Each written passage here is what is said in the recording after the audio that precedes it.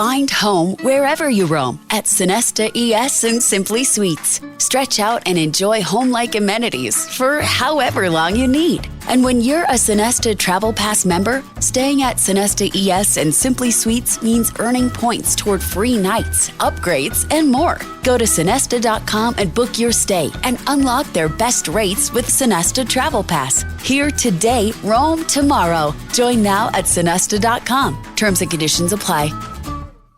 This podcast is for informational purposes only and should not be considered legal, medical, or mental health advice. The views and opinions expressed do not necessarily reflect the official policy or position of the podcast and are not intended to malign any religion, group, club, organization, business, individual, anyone, or anything.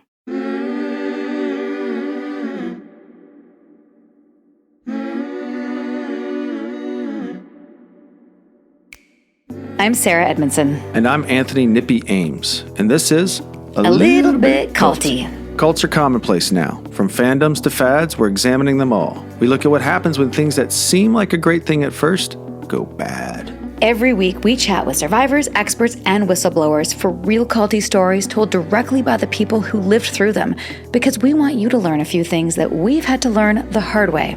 For example, if you think you're too smart to get sucked into something culty, you might be prime recruitment material, and who knows, you could already be in a cult. If you're not aware of your programming, you're probably being programmed, so keep listening to find out. We'll talk about all sorts of topics on the show, but be aware, this podcast might contain stories that could be alarming to some of our listeners, so please check our show notes for more detailed descriptions and take care of yourself. Subscribe to our Patreon for Thursday bonus episodes, Q&A, and all sorts of exclusive content. That's patreon.com/alittlebitculty. Welcome to Season 7 of A Little Bit Culty. Sinking down to the depths of the ocean, hanging on to my love. Welcome back to A Little Bit Culty, everyone. Today, we're talking with a fellow podcaster, Laci Bean, co-hosts Deadly Faith, a podcast that explores religion-based true crimes, including cults. It's awesome, and you should check it out if you haven't already. Laci's also an author and a certified trauma recovery coach. Even though she's not doing that anymore, she has a lot to say on the topic. And as a former recovery coach, her focus is on religious trauma, something she experienced firsthand. When Laci was a teen, she joined a group that called itself a Christian ministry. She puts ministry in air quotes, as we do. But it had so many culty hallmarks: coercive control, isolation from family, super strict rules, including literal covenants. After Laci got out, she spent years deconstructing, and now she helps others do the same. Since Laci's both a survivor and an advocate, our conversation approaches cultiness from both perspectives. She'll tell us about her experience in a cult and how she got out. We'll get into the deconstruction process and ways people can help loved ones who are in a high-control environment. Unfortunately, there's no magic wand for either, but Laci will share some advice from her personal and professional experience. We'll also talk about how sharing her story on social media helped her heal, and how storytelling in general can be therapeutic. While we have covered different Christian fundamentalist extremist groups over our time here a Little Bit Culty, I would say this is one where we had a good laugh, and I think that you will enjoy it as much as we did. Jesus cusses. Stay tuned to find out if Jesus cusses or not. Till then, let's welcome Laci Bean to the show.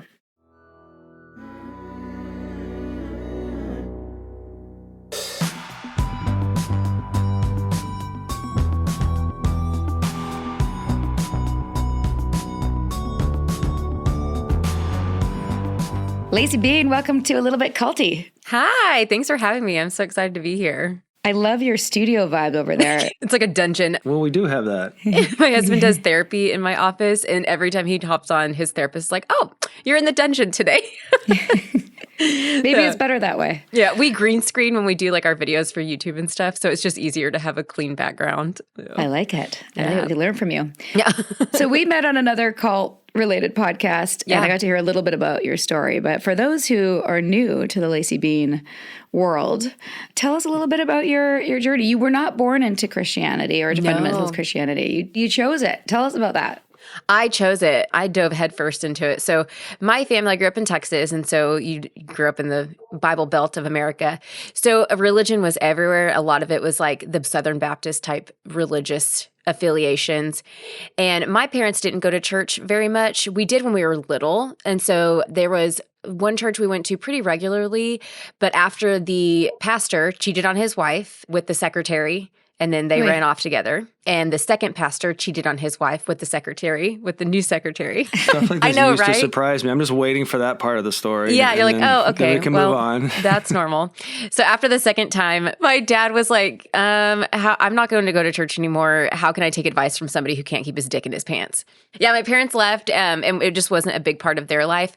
But it was with all my friends growing up. And so there was this peer pressure of like being involved and being part of the group. So I would go to Sunday school, or I'd go to youth group on Wednesdays and do that with them. And the more and more I went, the more I just kind of fell in love with it, because my parents weren't really good at filling the emotional part that we needed growing up. And so religion was really good at doing that for me, or so it felt. And so I just kind of dove into it. And then when I was starting college, and this is all in my book, so it goes into way more detail. But when I was starting college, or actually at the end of high school, I had that like fake baby. Did you guys ever have that in high school? Wait, to take care of a fake baby? Yeah, take care Or of a an fake egg. baby. Yeah, no, ours were like electronic babies. You had to like scan the back of it every time it cried. You had this bracelet. You had to change its diaper. It was like this whole tech thing. Wow. So I had that one weekend, and my friend invited me to a church, so I went, and I was really embarrassed because the pastor came up to me, and the first thing I said was, "It's fake," because I didn't want him to think I was a young mom. But he's like, "It's okay, I'll watch it." So he watched the baby while I went and worshiped, and it was a very different atmosphere than what I was used to, because typical people, when they think of church, they walk in and they have a little bit, like 20 minutes, maybe 30 minutes of worship. The pastor speaks for 30 minutes. It's over within an hour. This place, their worship was at least 2, sometimes 3 hours long. Just the worship part of it, not the sermon, which was another hour. So you were there for like 4 or 5 hours.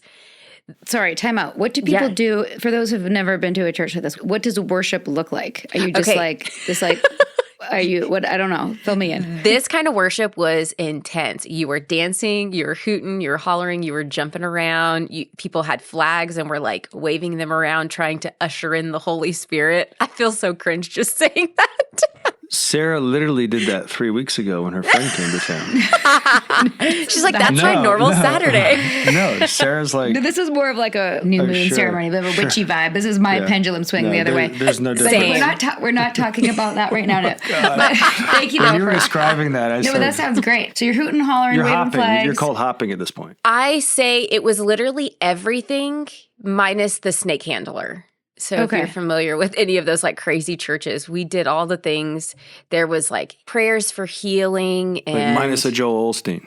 Yeah, well, minus Joel Osteen, but still his like teachings of like prosperity gospel, and you need to tithe your 10%, and if you tithe, God's going to return it tenfold. The money pitch, right? Mm-hmm. Okay, wait. I'm a very visual person.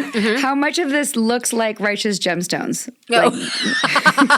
That is like one of my favorite shows. It is so good. It's a wannabe mega church. Yeah. It's not part anymore. So how the church got started was the pastor was passed up at his congregation.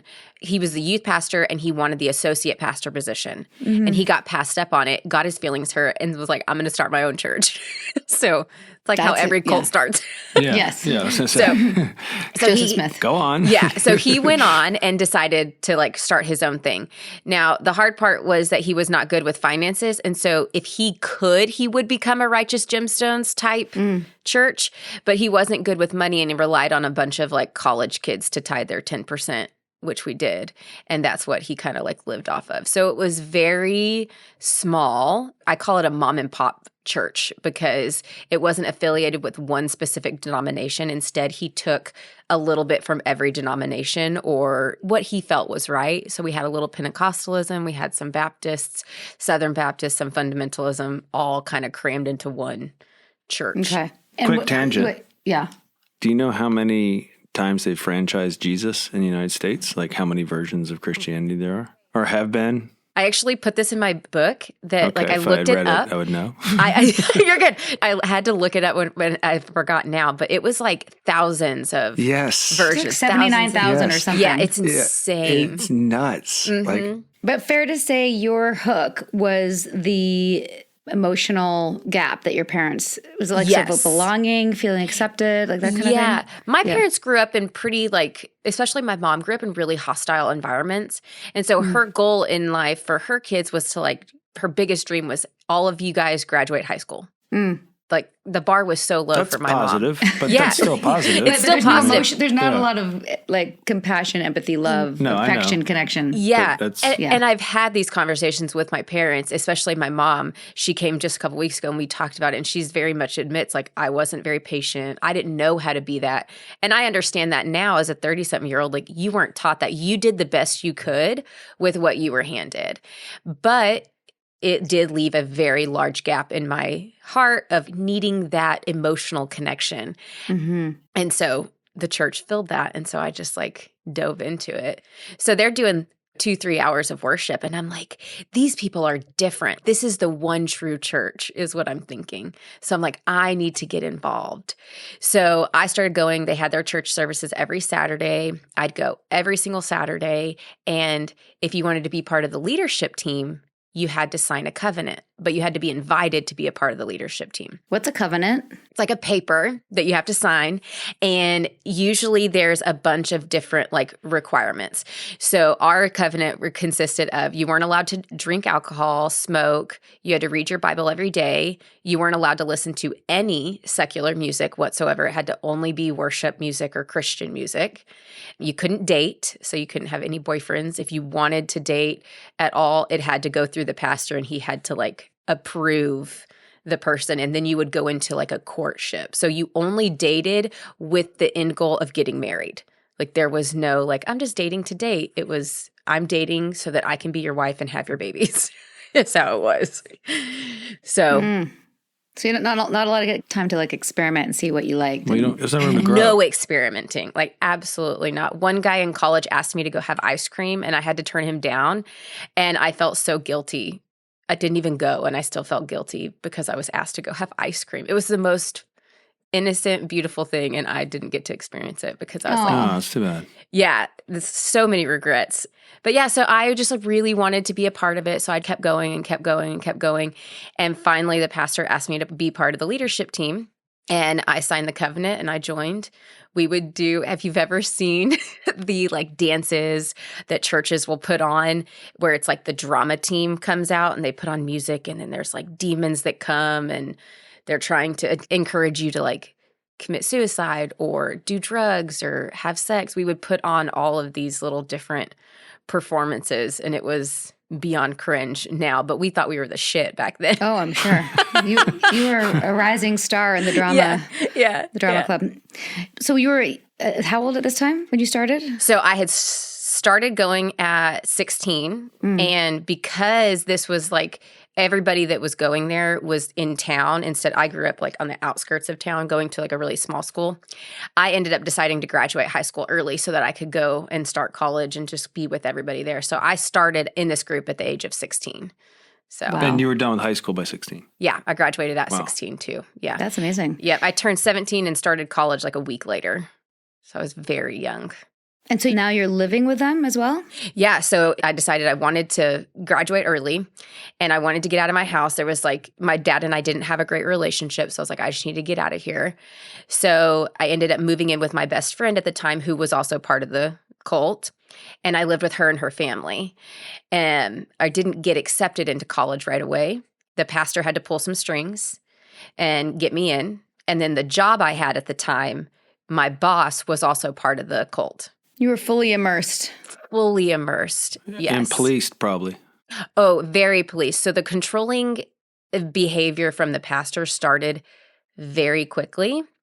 And there were a few of us that he could see were free-spirited people. Mm-hmm. And when he noticed that, he had his thumb on you very hard. What did that look like? So very judgmental. Anytime I would barely flirt with a guy, he'd be on my butt about it. And again, I talk about this in the book, but he didn't want us having friends outside the group.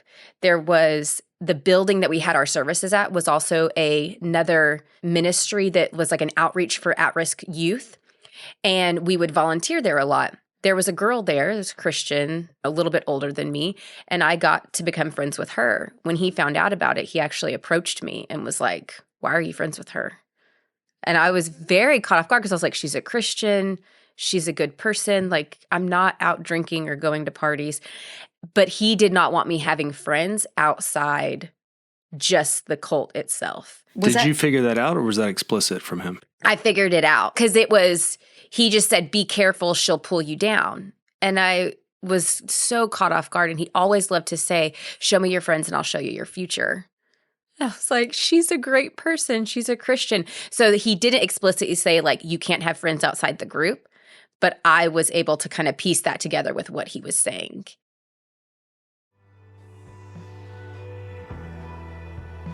This podcast wouldn't exist without our fantastic, supportive, generous patrons.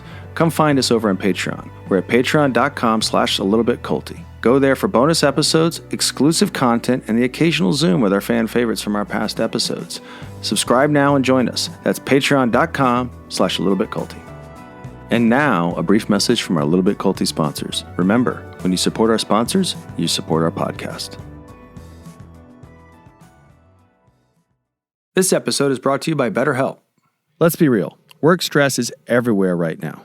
According to the data, 61% of the global workforce is dealing with higher than normal stress levels. That's not surprising, but it is a problem. And most of us can't just peace out and go off the grid, even if we want to. What we can do is take small steps, things that actually help. For me, that means moving my body, getting outside, and yes, therapy. I've found therapy super helpful in my own life. It's helped me make better decisions, manage stress, and understand myself on a deeper level. And I've seen what a game changer it's been for people I care about as well. That's why I think services like BetterHelp matter. It's the world's largest online therapy platform with over 30,000 licensed therapists and more than 5 million people served. You can do sessions from your phone, your laptop, wherever. And if it's not a good fit, you can switch therapists anytime. As the largest online therapy provider in the world, BetterHelp can provide access to mental health professionals with a diverse variety of expertise. Our listeners get 10% off their first month at betterhelp.com/culty. That's betterhelp.com/culty. Yo, it's Nippy from A Little Bit Culty. Summer's here, and it's all about living it up. Home project, self-care, just soaking up the sun. The last thing you need is to be stuck in the kitchen or fighting crowds at the grocery store. That's where HelloFresh swoops in to save your summer vibe. It's the #1 meal kit voted by USA Today readers, delivering curated, delicious recipes right to your door. Think panko-crusted chimichurri barramundi or sun-dried tomato grilled cheese sandos. Plus, over 100 seasonal snacks and sides. And new this summer, HelloFresh's ready-made meals, chef-crafted, heat-and-go dishes ready in just 3 minutes. I'm drooling over the Southwest chicken bowl and that creamy Alfredo truffle pasta. High-quality ingredients, fresh produce, farm-to-doorstep proteins, and easy recipes or microwave-ready options make it a no-brainer. With 60 recipes a week, plus breakfast and lunch add-ons, it's a flexible, pause or skip anytime. Sarah and I tried the stir-fried udon with pulled pork and veggies last week, and let's just say it fueled some serious summer fun. HelloFresh keeps our meals quick, healthy, and damn tasty. So we're out enjoying life, not scrubbing pans. Make your summer enjoyable and delicious by signing up for HelloFresh at hellofresh.com/culty10fm and get 10 free meals with a free item for life. That's hellofresh.com/culty10fm for 10 free meals and a free item in every box. You've heard from our sponsors. Now let's get back to A Little Bit Culty, shall we? Were there explicit rules that you had to live by? Besides like the no dating and, besides what was on the covenant, everything else was kind of just assumed. So like you couldn't watch, another one of the rules is you couldn't watch any kind of like R-rated movies. There was no cussing. I think I said that, no drinking, no anything like that. He wanted you to be an example of Jesus wherever you went. And so if we didn't go to school in like if we skipped class in college, he'd get on to us and be like, you're being an example of Jesus. And by you not showing up is giving Jesus a bad name. I think Jesus cussed, though. I think Jesus liked R-rated movies also. I think Jesus or would have. And I think he would have liked Van Halen or Led Zeppelin. Yes, I agree. For sure. Yeah. Jesus So was there goes not that. what. There goes that. There goes that set of rules. Yeah. But he could tell I was like a free-spirited type person. I can count like at least 2 or 3 other people that it just felt like every time we turned around, we were getting in trouble for something, and something very, very minor. And I realized that later on looking back that he knew that I was a flight risk, and he tried everything he could to keep me within the group. Now, I did try to leave a couple times before I actually finally did leave. And every time I'd try to leave, it was because, okay, let me rewind a little bit. I wanted to explore life outside the cult. And I was like, how am I going to explore life outside of this if I can't be gone on the weekends because we have service? I can't date anybody that's not in the cult because he's not going to approve it.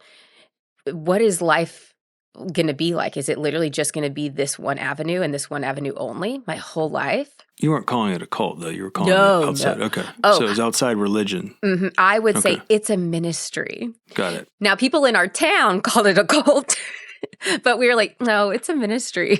Did you know what a cult was at that point? What was the response to that accusation? So my version of a cult, which is a lot of people, and I'm sure you've gotten this, is Jonestown, drink the Kool-Aid kind of thing. I did not understand the broad spectrum of cult and cult behavior and cult leaders until about 2 years after I left, when it took me 2 years after I left to finally admit, okay, yeah, that was a cult. My husband called it a cult from day one, but I was like, it's a ministry. Mm-hmm. Yeah. And also the one true path. The one true path. And we all think that, like, oh, I'm so glad I was born into, or I found the one true religion. We all think that. Of course we do. Yeah. I don't know if you've heard us say that, and it's actually been in the process of interviewing people who are in your space of like deconstructing evangelical Christianity, where I realized that we were essentially proselytizing evangelical personal growth pushers. Yes. So like our journeys are not that different. It's just a different one true path. Yeah. Yes, exactly. Yeah. And the hook is the same. And the hook's the same. Yeah. Yep. What were some of the sort of tactics, now that you know what you know, that were used to keep you in line? What were some of the playbook of cults that you now see? One of his biggest things within our cult that he would use against me, because I tried, I think it was like twice, 2 or 3 times, something like that I tried leaving. And he would always have an intervention, is what I would call it, where he'd bring in a couple of the other members. We'd all sit down, and then they'd try to talk me into staying. And the thing that always stuck with me that I remember the most was him saying, if you leave, your family will never come to know Jesus, and their blood will be on your hands. Now, I was like 19 at this time, 18, 19. That was like the weight of the world sitting on my shoulders, and I couldn't handle that. So every time I'd come right back because I had nowhere else to go. So with that kind of weight, it was like, well, of course I'm going to stay. I want my parents to be in heaven. I don't want them to burn in hell for eternity. And so that was his tactic, was fear of like, they're going to not know this and it's going to be your fault. And this might be just a totally dumb question, but for somebody who wasn't born into religion, and when I heard about things like heaven and hell and Jesus, like to me, it was always like, it's a metaphor, it's an allegory. But like for you, the belief really was, if I don't, and when you say no, okay, this is just, excuse my ignorance, to know Jesus or to let Jesus into your heart, that is, what does that mean really? Like, what's the logistics of that? Great question. I think we're all still trying to figure that out. Okay. I think that's what the whole point is. Yeah. So we all did firmly within our group or our sect of Christianity did believe hell was an actual real place. So when you died, if you did not know Jesus, you were going to burn in hell for eternity. And asking Jesus into your heart, they'd always say, ask Jesus into your heart and you'll be saved. But the fear of hell was so strong, all of us would question, I asked him into my heart, but is he really there? So if you ask a lot of people who've deconstructed from evangelicalism, you just ask them, how many times did you say the sinner's prayer and ask Jesus into your heart? I can promise you everyone's going to say, I don't know, I lost count. because we do it so often. Because we're like, maybe that time didn't take. Maybe I need to do it again. So it's not like a permanent thing. It's not like a decision like getting your ears pierced, right? Like That's a lot on Jesus too. Yeah. Yeah, but I'm just a lot of realizing phone calls. how tenuous. Like this must feel so tenuous. I've had moments that I don't call that in Jesus in my heart, but where I feel spiritually fulfilled or I feel connected or like You just had different language for it. Yeah, different language for it. But I guess if that goes away in a instant because you have a thought, and then is Satan part of this? Yeah, Satan's a big part of it. And it's contradictory because it just depends on what branch of Christianity is teaching you. Because some people will say, oh, once you're saved, you're always saved. But then you talk about, for those of us who've deconstructed, they like to say, because I don't call myself a Christian anymore. I'm not a Christian. I'm agnostic. Atheist is what I would label myself. They say, well, you never knew Jesus. You were never truly saved. Right. You didn't do the work. That's our equivalent. Yeah. So it's like, oh, I wasn't truly saved. So all those hours I was worshiping and sacrificing my life and doing X, Y, and Z, none of that counted because I truly wasn't saved. But what is truly saved? They don't even know. Yeah. No, they what does it mean? So it's a quantify nebulous that. thing to keep you going for something that you can't actually achieve. It's like being unified. Yep. Yeah. Or integrated. Or going clear if you're a Scientologist. Going clear doesn't actually exist. So while we're there, what do you think of religion? Do you think it's, I've had these conversations lately, but in terms of like organized religion, is there hope, I guess? There's like this sliver of me that wants to say that we do have some hope because I do have many friends who are what they call progressive Christians. So they're fighting for change. They're calling out the bad behavior or the assaults with sexual assault within congregations or denominations.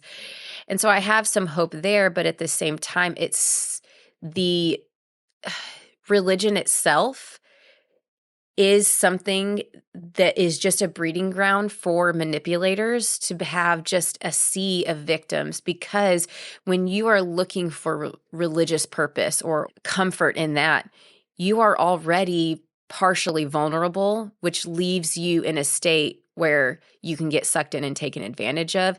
And when they put the guise of Jesus or God or your religion or your salvation in that, it's a whole nother level of harm that can happen and abuse and trauma that can occur.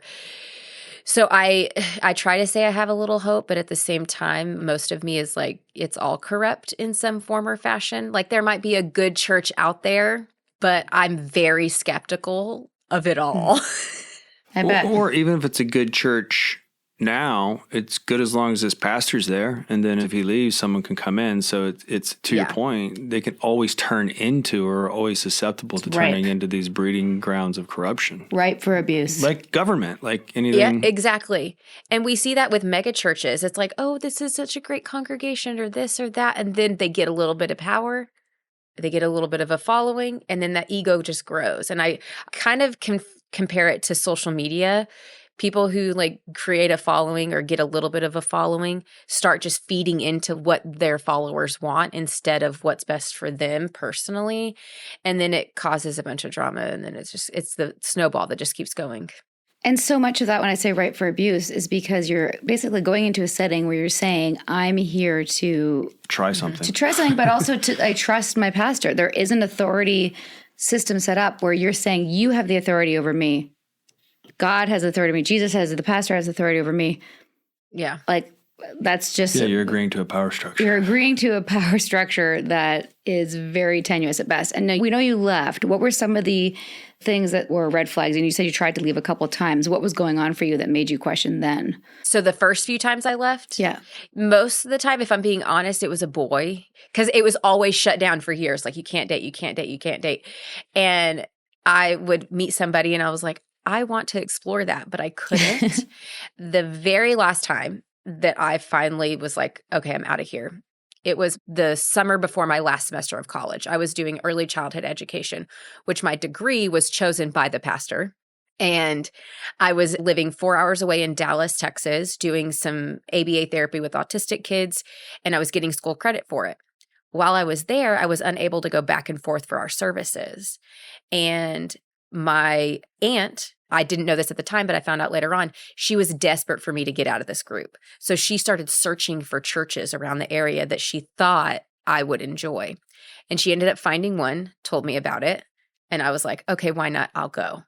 So I went to their like young adults group on a Wednesday night, ended up meeting my husband and his entire family in that same exact night. Within that moment, a relationship, like friendship between his family and I started to build, and it didn't take long. It flourished within just a couple of weeks. Speed dating. When I tell you it was speed dating, it was like speed dating on steroids. And his mom, I was with them like a week later. And mind you, she was a pastor of their ministry school at this church. And she was telling a story and she said the word bitchin'. My whole world exploded. I'm like, this pastor just used the word bitchin'. And she loves Jesus. And that word didn't change her relationship with God. So I was able to see a freedom that they experienced within their walks with God that I wasn't experiencing. And because I was away from the cult, I was able to explore that a little bit. And after a few weeks of talking and stuff like that, I ended up deciding like, okay, I got to get out of here. I got to leave. So I ended up sending an email and leaving the cult. I ended up having to quit school. I didn't go back for my last semester of student teaching. I moved out. Was that related to quitting? Yeah, because who I lived with was part of the cult. Right. So I knew that if I went back, they would pull me back in. I knew it because they'd done it so many times. So I was like, if I'm going to quit, I have to cut ties 100%. And you did that over email? Yeah, I did it over email because I was terrified. Smart. Yeah. I was so terrified. They knew they'd be able to convince you to come back. Yeah. Oh, they blew up my phone. Yeah. Blew up my phone. Can you end a covenant over email? How does that work? I don't know. I burnt mine. So Oh, snap. I finally burnt it because I was like, this thing is toxic as hell. So yeah, I quit, and it was a very tumultuous rest of the summer and like beginning of fall for me quitting. My parents were very supportive. You know, I found out later on they had thought it was a cult the whole time, but didn't say a word because they wanted to still build that relationship or like maintain that relationship. Very smart of them. And so like they talked shit behind my back to the whole family, you know, but us too. To me, same. No, they did it to my face, my family. They're going up to that cult. I'm like, yeah kind of. Thanks, Mom. That's nice of them to keep the shit talking away from you. So you felt supported by them and you felt you had a safe place to land when you left. Yeah, I ended up living with my husband's sister. But my parents came with me back home because it was like 4 hours away. They came with me back home to pack up all my stuff. And I was like trying to be very brave about the whole thing. But my mom came into the room I was staying in and just like held me and was like, I know this is probably really hard. They were really important to you.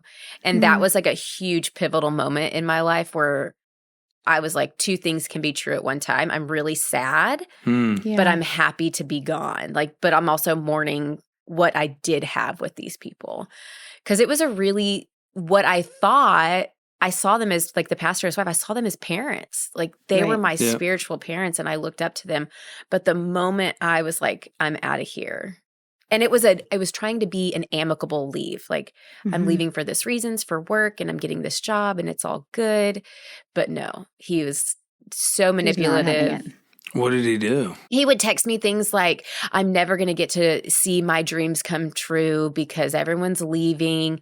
Very narcissistic type manipulation. Victim. Yeah. And then I didn't say anything about my husband at the time we were dating. I didn't say anything about him because I didn't want them to know there was a boy involved. Eventually, a couple weeks later, I ended up just like ripping the Band-Aid off and didn't give a shit anymore. And they're like, I knew it. You know, you're just leaving for a boy. This has nothing to do with God. Your judgment's being clouded. You can't see.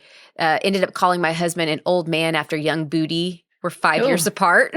So it's like cradle robber. Yeah, they're calling him a cradle robber. Wait, did they call you a harlot? They didn't call me a harlot to my face. For more context on what brought us here, check out my memoir. It's called Scarred, the true story of how I escaped NXIVM, the cult that bound my life. I narrate the audio version, and it's also available on Amazon, Audible, and at most bookstores. And now, a brief message from our Little Bit Culty sponsors. And remember, when you support our sponsors, you're supporting this podcast. This episode is brought to you by BetterHelp. Let's be real. Work stress is everywhere right now. According to the data, 61% of the global workforce is dealing with higher than normal stress levels. That's not surprising, but it is a problem. And most of us can't just peace out and go off the grid, even if we want to. What we can do is take small steps, things that actually help.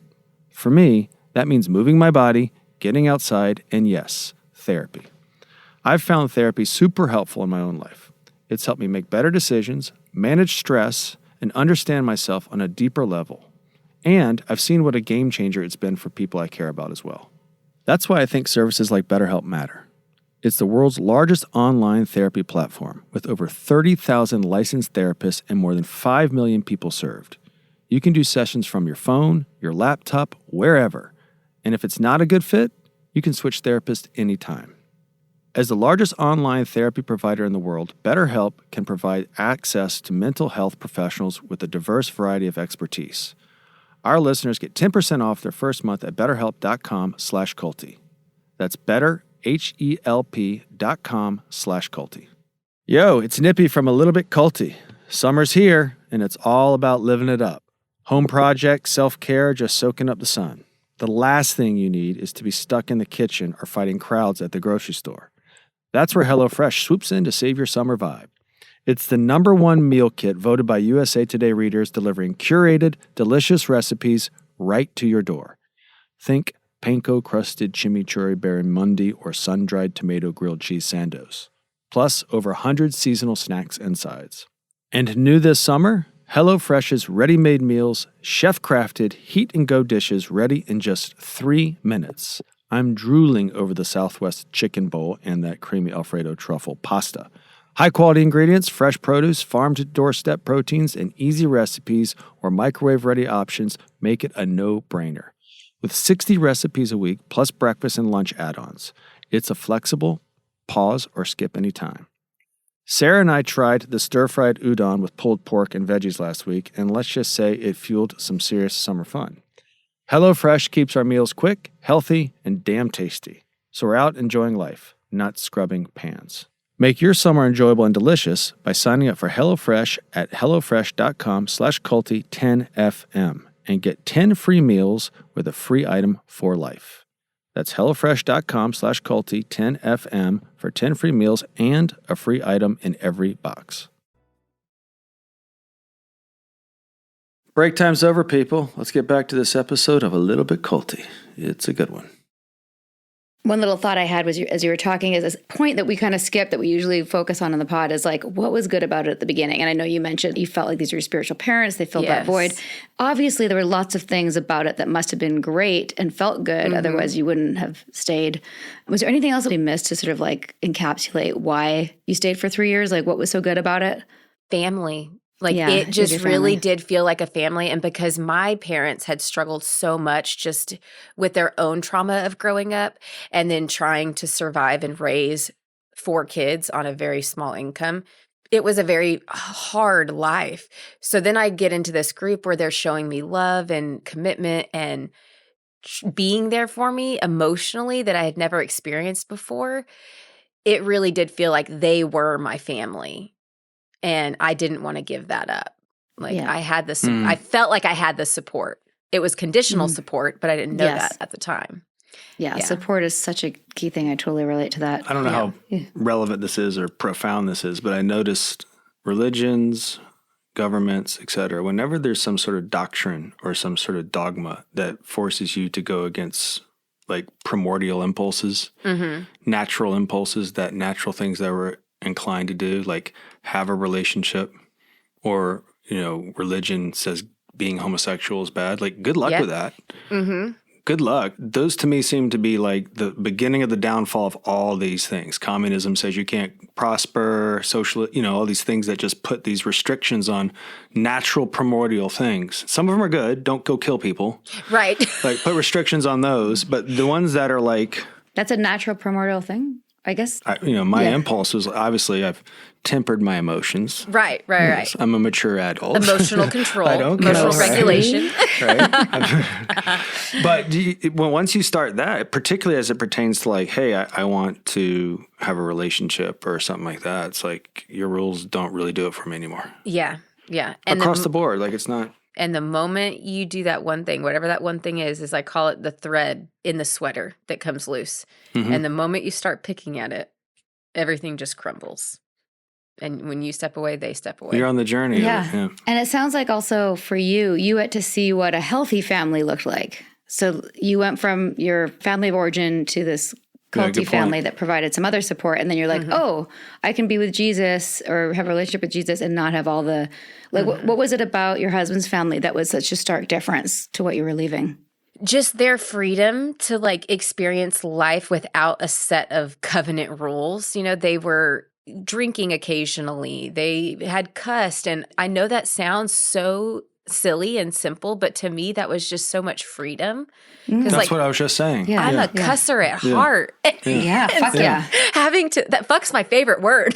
Oh, it's such a It's the good best word. adjective Such a in good the word. English language. It really That's is. fucking awesome, as opposed to that's awesome. Yeah, exactly. Doesn't So work. being able to see that and experience that just opened up my eyes to like, there is a life out there where I can have my cake and eat it too. I can still have Jesus and not live in this cult and be completely fine. And I had already, and I talk about this in my book, I had the summer prior to this gotten to go on a month-long study abroad trip to New Zealand and Australia. So that had also opened up my mind to seeing different cultures around the world and getting to experience that. So it had also kind of fanned that flame of curiosity and adventure. So it was already kind of building. And then I meet his family and they were like, that just kind of like the bomb went off and it exploded. So you were saying earlier the speed dating. So from the day I met my husband to the day we got married was 4.5 months. Wow. I've heard of stories way quicker than that. We've covered stuff on our podcast where I'm like, Tommy Lee and "Geez." Pamela Jones, I think, did it after like a week or two. Oh gosh. I always tell people like, I know it worked out for me. My husband and I have a wonderful relationship, but like, don't do what I did. Don't spend time dating, live together, whatever you need to do. Yes, absolutely. Yeah. Well, anything else that we should know about your getting out before we pause and come back next time to hear about your deconstruction and your podcast and everything you're doing now? Yeah. No, I'm excited to get into that because it was literally going from one cult to not really a cult, but a little bit culty of like still staying in religion and then deconstructing and getting where I am now. It was a gradual process. Well, I can't wait to find out how you left and how you've been deconstructing and healing through your podcast, through your book, through learning about trauma recovery, all the things. Yes, thank you. This I'm excited coming to talk about it. Thursday with Laci Bean. Woohoo. See you soon. See you then. If you like the show, please consider supporting us by giving us a rating, a review, and subscribe on iTunes. Cults are commonplace now, and we're looking at them all, and every little bit helps. Hit that subscribe button so you don't miss an episode. Thank you, Laci, for sharing your journey. Come back in a couple days for part 2, and we can learn about what happened next. Till next time. Sinking down to the depths of the ocean. I'm hanging on to the weight of my love.